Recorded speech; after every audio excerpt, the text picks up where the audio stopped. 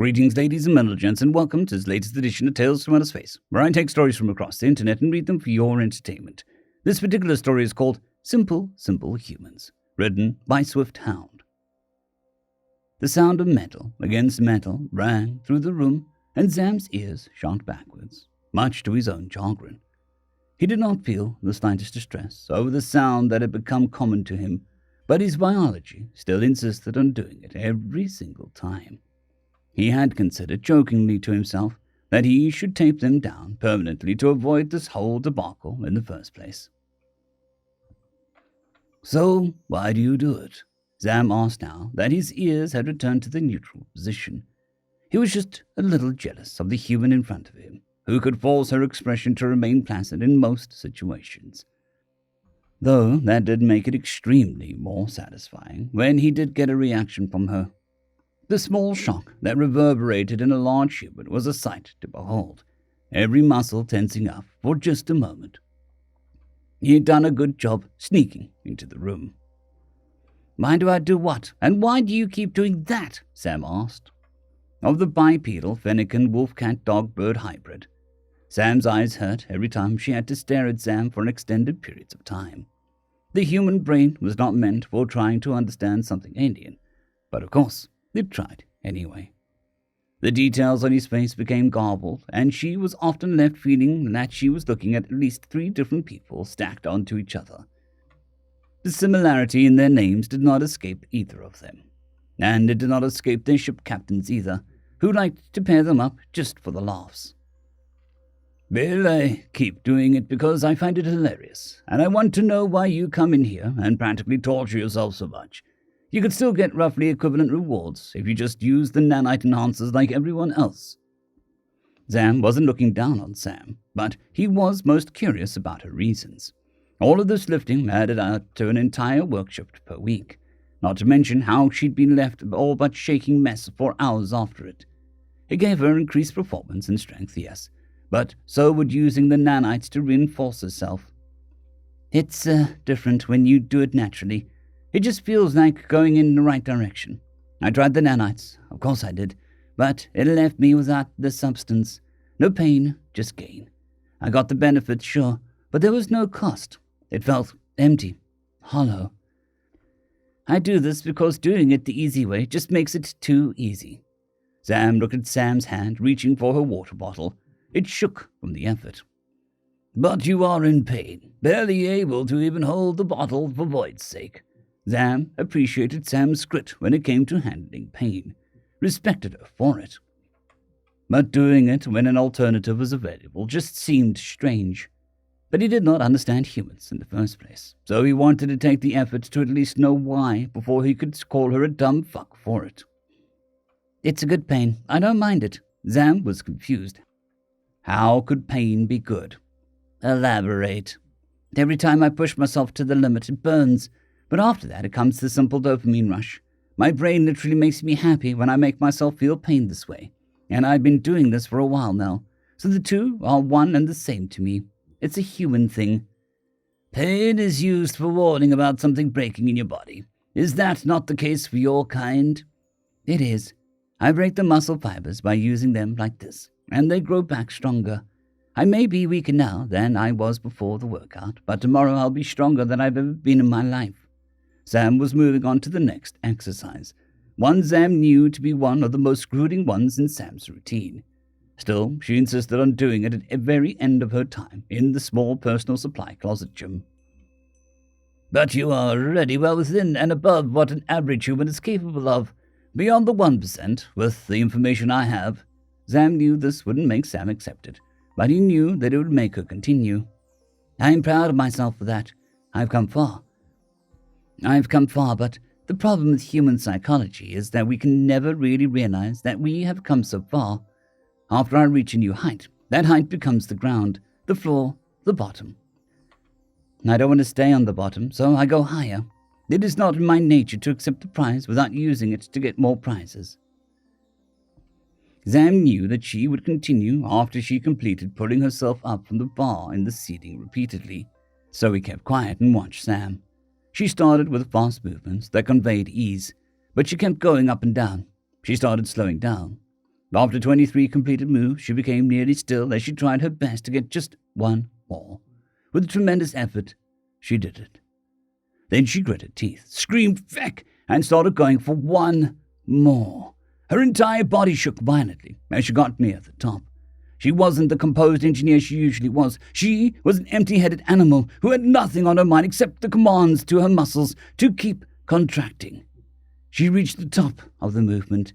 Then she dropped onto the rubber mat underneath her. And then she collapsed onto the ground, holding both her arms as close as she could. Sam let out all the air in her lungs and groaned like only a human could. That is to say, very loudly through gritted teeth. Her next breath was relaxed. On the next one, she let her arms drop onto the floor. Sam counted down from 36 before he'd called the medic to see what was happening. He thought about not stopping when Sam began laughing on the floor, but decided to give her the benefit of the doubt. "New record. Feck, that feels good. How could you not enjoy this, Sammy?" Sam took the question as a rhetorical variety, and wouldn't give her the satisfaction if it wasn't. He kept quiet. When humans finally managed to leave our planet in large numbers, we had figured out how to cure most illnesses. We could not figure out aging, however. We were trying to, of course, but progress was slow and lacking. Then you came to us, and you gave us everything. Sam was laying on the ground, using a towel to prop her head up to look at Sam. He thought this was not a proper position to hold a conversation, but acquiesced anyway. "Now we live forever, and humans aren't meant to do that. I could live for centuries, millennia, or as long as I want to. That scares me. It truly does. I am young, Sam, so very young. The oldest human is only 200 years old now. Our species is in the biggest social reformation that has ever happened in our history. Life itself has become something so very different. What will I be after 5,000 years? Sam decided to take a seat, seeing a monologue incoming. I love life. I love to live. And I don't know how to think that it might never end. But I still love life when I'm older than all the suns in the night sky. And I can't have that answer until I get there. But by then, I might not even care or remember the question. I can't even know if I'll be happy. To Sam looked like a very lost puppy that had just gotten out of a cage for the first time. Afraid of the new grounds that it got to roam, and having seemingly lost all of its protection. Sam was over 300 human years old by now. He'd grown up without the cage, so he had never thought about his own mortality to be time-sensitive. But Sam had lived up to 40 until she had joined up with the crew and gotten the complimentary nanite treatments.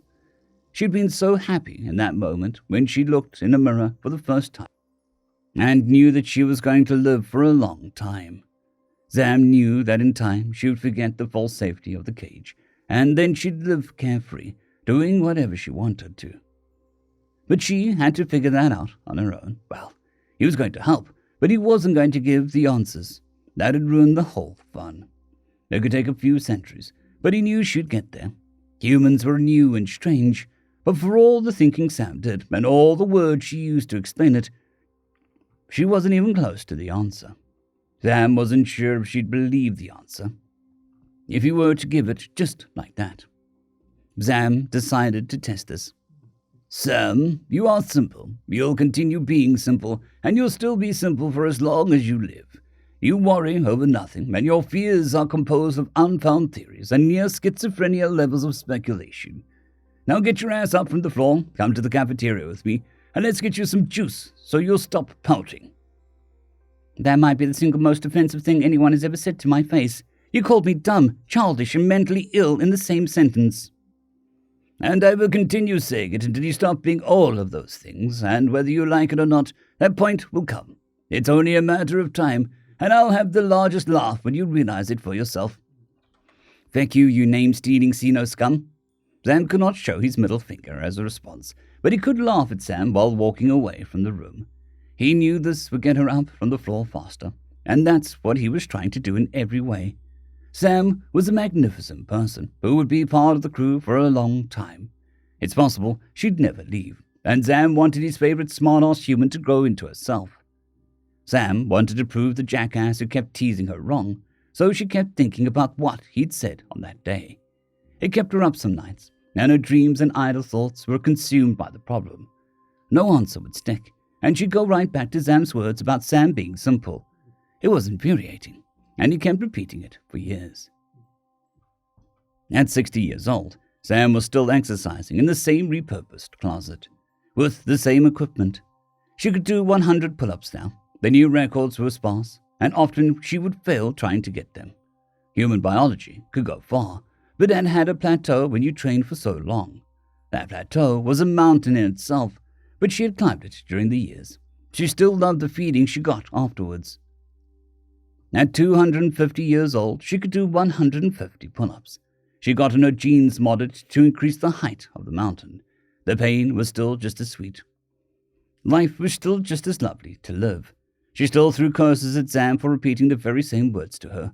She went longer and longer periods between asking the question. She slept well. At 4,000 years old, she could do 300 pull-ups. She was still on the same ship, still in the same room. The equipment had changed many times, but it was still the same room. She could name each part of the ship, and knew which parts were going to have to be replaced this century and where to get the new parts for the cheapest. Sam was still teasing her. She still cursed him out on the rare occasion he mentioned the past. At 11,823 years old, she could do 500 pull-ups. It had been a century since she got to that point, but she still pushed forward. The pain was still sweet as honey. Every day she found something to improve or fix on that ancient ship. She was joyous whenever she was given a job of upgrading the ship with brand new parts. One day, she finally broke 501 pull-ups. She looked at her life. She remembered how she had been so scared of what she would become. She had been afraid of losing her humanity with age, and with so much time having passed, it had never happened. The crew had changed. The captain had changed. She had personally changed most parts of the ship.